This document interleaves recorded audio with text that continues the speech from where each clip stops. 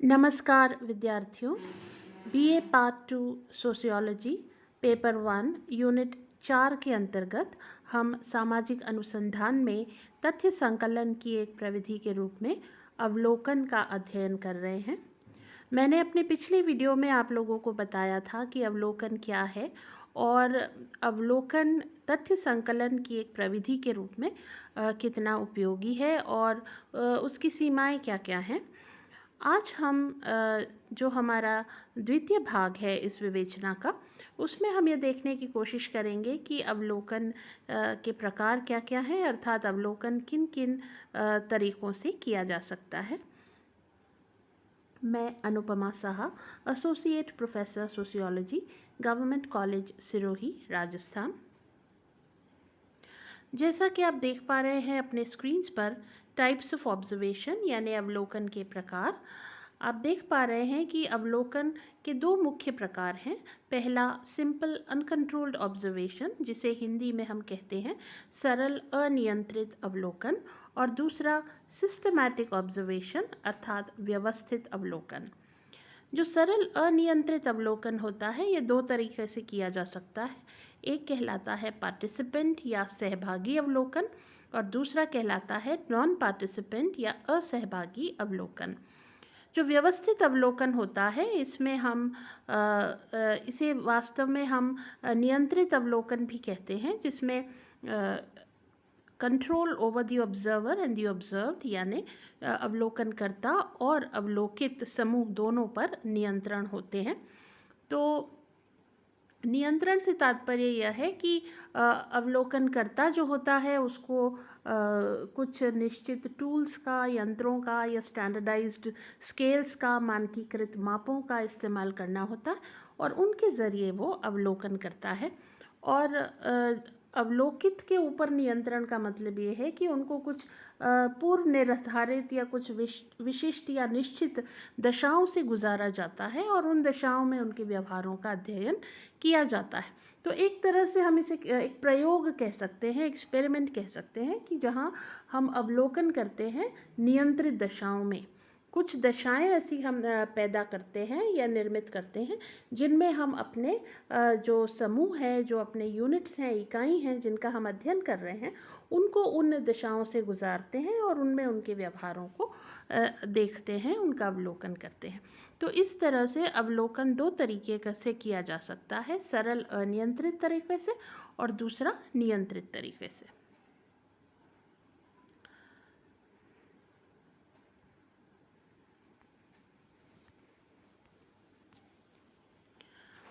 तो जैसा मैंने आपको बताया कि पहला जो प्रकार है वह कहलाता है सिंपल अनकंट्रोल्ड ऑब्जर्वेशन अर्थात सरल अनियंत्रित अवलोकन। अब यह क्या है, इसे हम थोड़ा विस्तार से देखेंगे। In this type of observation the researcher is relatively free, अर्थात इस प्रकार के अवलोकन में जो अवलोकन करता है, अनुसंधान करता है, वह सापेक्षिक रूप से स्वतंत्र होता है। उसे किसी प्रकार की कोई प्रविधि, कोई टूल, कोई स्केल, कोई माप या कोई प्रश्नों की सूची, कोई अनुसूची या कोई प्रश्नावली लेकर के अपने उत्तरदाताओं से सूचना एकत्रित नहीं करनी होती हैं, बल्कि वह फील्ड में जाता है और अपने जो भी इकाइयां हैं उनके व्यवहारों को निर्बाध रूप से देखता है और जो भी उसे महत्वपूर्ण व्यवहार लगते हैं, गतिविधियां लगती हैं, क्रियाकलाप लगते हैं, उन्हें वह नोट करता जाता है। He does not have to use or rely upon some standardized tools of data collection. तो जैसे मैंने आपको पहले बताया, उसको कोई प्रश्नावली या कोई अनुसूची या कोई स्केल या कोई और टेस्ट लेकर के फील्ड में नहीं जाना होता है, बल्कि वह बिल्कुल स्वतंत्र होता है और वह जैसा चाहे अपनी तुरंत बुद्धि का इस्तेमाल करके, अपने विजडम का इस्तेमाल करके जो भी उसे सूचनाएं उपयोगी लगती हैं उनको वो एकत्रित करता चलता है। He is free to use his own presence of mind and collects data that in his wisdom would be useful for his study. तो ये पूरी तरह से जो अवलोकन करता होता है उसके अपने विजडम पर, उसकी अपनी बुद्धि पर, उसकी अपनी समझ पर निर्भर करता है कि उसे कौन से तथ्य एकत्रित करने हैं, कौन सी घटनाओं का अवलोकन करना है, कौन से क्रियाकलापों को महत्व देना है और किन्हें उसे अंकित करना है। The units under observation 2 are not made to go through any pre-decided or specific condition. तो जिन लोगों के व्यवहारों का वह अध्ययन कर रहा है, जो उसके अध्ययन की इकाइयां हैं, वो भी अपने स्वाभाविक क्रियाकलाप करती रहती हैं और उनको किसी विशिष्ट परिस्थिति से या किसी पूर्व निर्धारित दशा से नहीं गुजारा जाता है। वह अपने सामान्य रूप से जो अपने सामान्य व्यवहार हैं वो करती हैं और जो अनुसंधान करता है वह उन्हें ऑब्जर्व करता है, उनका अवलोकन करता है। This is why it is called simple uncontrolled observation. तो इस तरह से न तो अवलोकनकर्ता पर कोई नियंत्रण होता है और न ही अवलोकित समूह पर कोई नियंत्रण होता है, और इसीलिए इस प्रकार के अवलोकन को हम सरल अनियंत्रित अवलोकन कहते हैं। अब सरल अनियंत्रित अवलोकन मैंने आपको बताया था 2 तरह का होता है, सहभागी पार्टिसिपेंट और असहभागी नॉन पार्टिसिपेंट। तो पहले हम ये देखेंगे कि पार्टिसिपेंट ऑब्जर्वेशन क्या है, सहभागी अवलोकन किसे कहते हैं। This type of observation has been quite useful and prevalent in anthropological studies. तो इस तरह का जो अवलोकन है, सहभागी अवलोकन, ये बहुत ज़्यादा जो मानव शास्त्रीय अध्ययन हैं उनमें प्रयोग में लाया जाता है, उनमें यह ज़्यादा प्रचलित है। The term was first use by Lindeman in his book social discovery, though the method was prevalent earlier too. हाँ, इस बात को हम समझें उससे पहले मैं एंथ्रोपोलॉजिकल स्टडीज़ के बारे में एक बात और आपको बताना चाहूँगी। मानव शास्त्रीय अध्ययन कौन से अध्ययन होते हैं? ये वे अध्ययन होते हैं प्राइमरीली, मुख्यतः जो कि आदिम जनजातीय समाजों में किए जाते हैं। जो छोटे छोटे आदिम समुदाय होते हैं, जो सभ्यता से दूर सुदूर वनों में, जंगलों में, बीहड़ों में या पहाड़ों पर कहीं दूर निवास करते हैं, इन आदिम जनजातियों का अध्ययन करने का काम एंथ्रोपोलॉजी करती है। और इस तरह की जनजातियों के अध्ययनों में विशेष रूप से सहभागी अवलोकन का प्रयोग किया जाता रहा है। The term was first used by Lindemann in his book Social Discovery, though the method was prevalent earlier too. तो इस शब्द का यानी पार्टिसिपेंट ऑब्जर्वेशन, सहभागी अवलोकन शब्द का पहली बार प्रयोग लिंडमैन नामक विद्वान ने अपनी पुस्तक सोशल डिस्कवरी में किया था। हालांकि यह पद्धति जो है वह पहले से प्रचलित है, लेकिन इस पद्धति को सहभागी अवलोकन नाम लिंडमैन ने पहली बार दिया था। In this type of observation, the researcher becomes a member of the group under observation and participates in its activities. तो जैसा कि नाम से स्पष्ट ही है, सहभागी अवलोकन का मतलब ये है कि इस प्रकार के अवलोकन में जो अनुसंधान करता होता है, जो अवलोकन करता होता है, वह उस समूह का सदस्य बन जाता है जिस समूह का वह अध्ययन कर रहा है, और फिर वह समूह की गतिविधियों में सहभागिता करता है। वह समूह के अन्य सदस्यों के साथ समूह की जो अलग अलग क्रियाकलाप होते हैं, समूह की जो भी क्रियाएं होती हैं, उसमें वह भी भाग लेता है, और इस तरह से वह समूह का एक सदस्य बन जाता है। और समूह की गतिविधियों में भाग लेने के साथ साथ ही वह एक तटस्थ वैज्ञानिक की तरह, एक अनुसंधानकर्ता की तरह, जो भी उसे महत्वपूर्ण सूचनाएं लगती हैं, जो भी उसे उपयोगी जानकारियां प्रतीत होती हैं, उन सबको वो एकत्रित करता जाता है, उन्हें अंकित करता जाता है, रिकॉर्ड करता जाता है, कलेक्ट करता जाता है।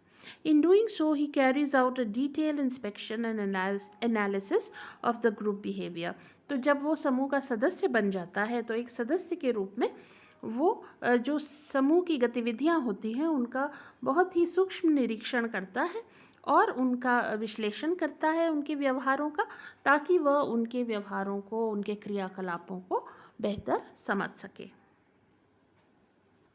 अब हम कुछ परिभाषाएं देखेंगे पार्टिसिपेंट ऑब्जर्वेशन की, सहभागी अवलोकन की। गुडे एंड हैट ने एक परिभाषा दी है अपनी पुस्तक मेथड इन सोशल रिसर्च में। गुडे एंड हैट से आप लोग अब तक बिल्कुल परिचित हो गए होंगे।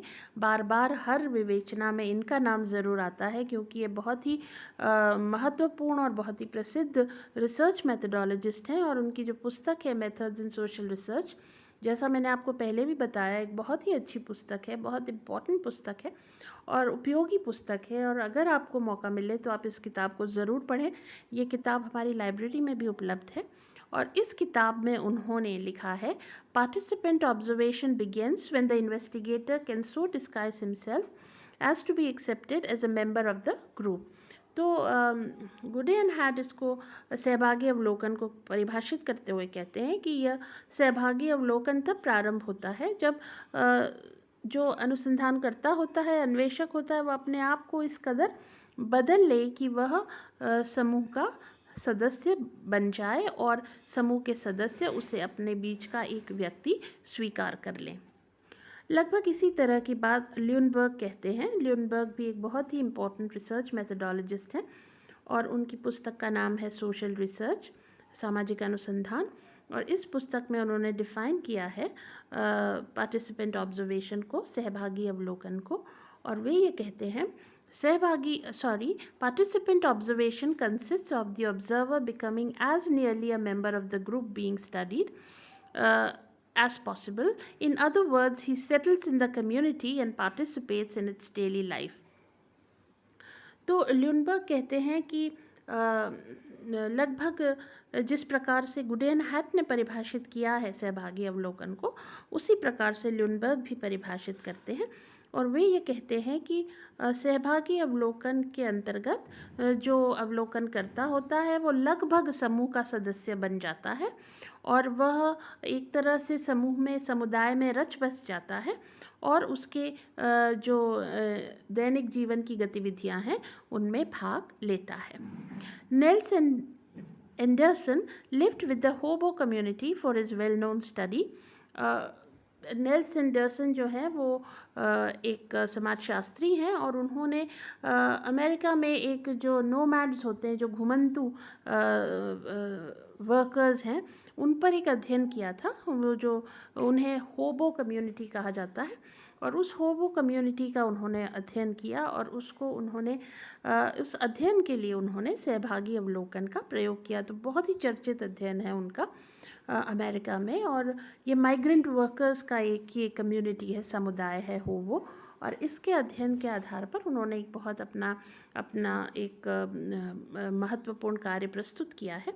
तो उसके अंदर उन्होंने सहभागी अवलोकन का प्रयोग किया है। It is important for the investigator to so identify himself with the group as to be accepted as part of the group by the members. तो इस participant observation जो होता है, सहभागी अवलोकन जिसे हम कहते हैं, इसकी सक्सेस, इसकी सफलता इस बात पर निर्भर करती है कि हम अपने समूह के साथ कितना आइडेंटिफाई कर लेते हैं, हम उसके साथ अपने आप को कितना जोड़ पाते हैं और समूह के सदस्य हमें अपना सदस्य कितना स्वीकार कर लेते हैं।